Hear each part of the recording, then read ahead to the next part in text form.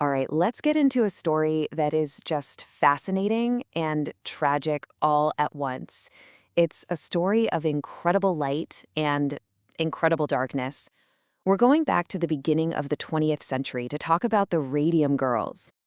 So, after Marie and Pierre Curie discovered it back in 1898, radium just completely captured the world's imagination. I mean, think about it. This new element gave off this constant, mysterious blue-green light. It was pure energy that seemed to break all the rules of physics. It was like holding a tiny star right there in a vial. And of course, the public went absolutely wild for it. This miracle element, as they called it, was sold as a cure for everything. Entrepreneurs started putting it into all sorts of things, from cancer treatments to everyday products, all promising health, vitality, and this bright, shining future. But while the world was seeing this miracle, a group of young factory workers, well, they were about to discover the terrifying truth. And their story, it would change everything. But the cost was just unbearable. So to really understand what happened here, you first have to get your head around the craze. Back in the early 1900s, radium wasn't something to be feared. Oh no, it was celebrated. This initial sense of wonder was everywhere. I mean, even its discoverer, the brilliant Marie Curie, was totally mesmerized. She called it my beautiful radium. She saw its scientific potential, sure, but also its beauty. And the public felt the exact same way. They saw it as this magical gift from the earth. And this belief just took off. It got so widespread that radium was put into a truly mind-boggling range of products. You had people drinking radium-laced water as a health tonic, using radium cosmetics for a, vibrant glow. They even gave their kids toys that contained radium. The thinking was pretty simple. If it glows, it must be good for you, right? Okay, so now let's turn to the young women who are at the very heart of our story. We're going to see how this radium craze created what looked like the opportunity of a lifetime. For young, working-class women in the 1920s, getting a job painting watch dials with glow-in-the-dark radium paint was an absolute dream come true. The pay was just phenomenal. We're talking more than 3 times what they could make in a normal factory. This put them in the top 5% of all female wage earners in the entire country. And the job had this really unique perk. The radium dust from the paint got everywhere. It was on their hair, their skin, their clothes. So when they walked home at night, they would literally glow in the dark. And they loved it. They embraced it. They wore their best dresses to work so they'd sparkle on the way out. Some of them even painted their teeth with it for a radiant smile. It was a status symbol. So how exactly were they doing the work? Well, they were taught this very simple technique to get the brushes into a super fine point for those tiny numbers on the watch faces. They were told to put the brush to their lips. Lip, dip, paint. Over and over and over, up to 250 times a day. And every single time they did it, they swallowed a tiny bit of that miracle paint. Please remember to subscribe to our channel and turn on the notification bell, share and like our videos. The information in the video is compiled from open sources. Thank you. And this right here is where the story takes a very, very dark turn.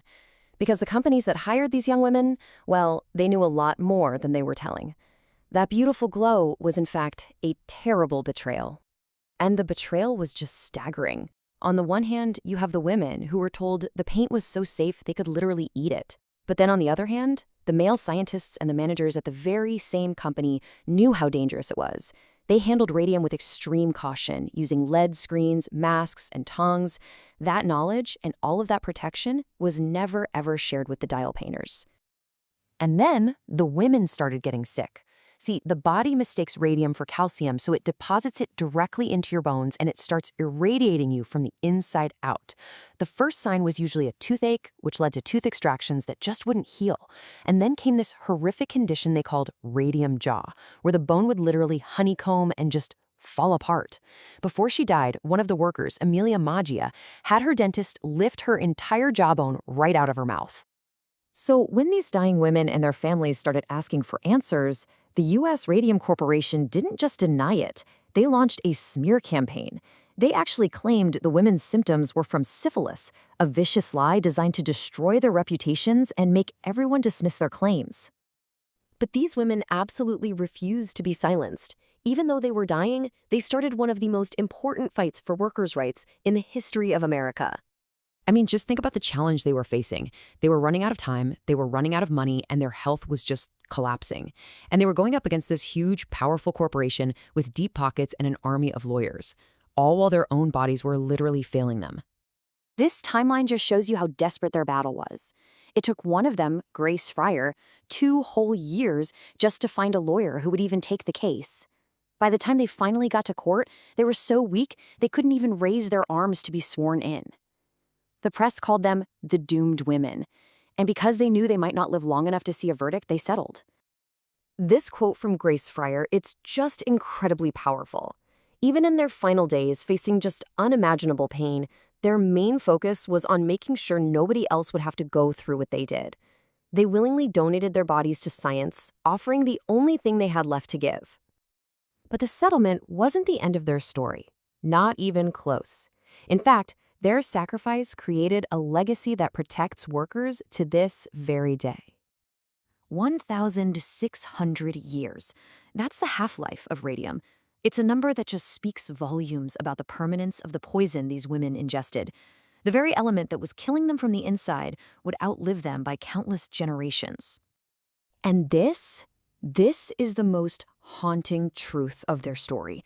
Because of that 1,600-year half-life, their remains are still radioactive. So today, in their coffins, in the dark, the bones of the Radium Girls continue to emit that faint, toxic glow. But out of this terrible tragedy came just monumental change. Their case established groundbreaking legal precedents for workplace safety. It directly led to new regulations and, eventually, to the creation of OSHA. And the scientific data that was gathered from their bodies, it proved invaluable, and it helped protect a whole new generation of workers, including the scientist who built the atomic bomb. And that really just leaves us with this one final question. The story of the Radium Girls is such a stark reminder that progress and profit can come at a terrible human cost. And it forces us to ask, who pays that price? And what do we owe to the people who do?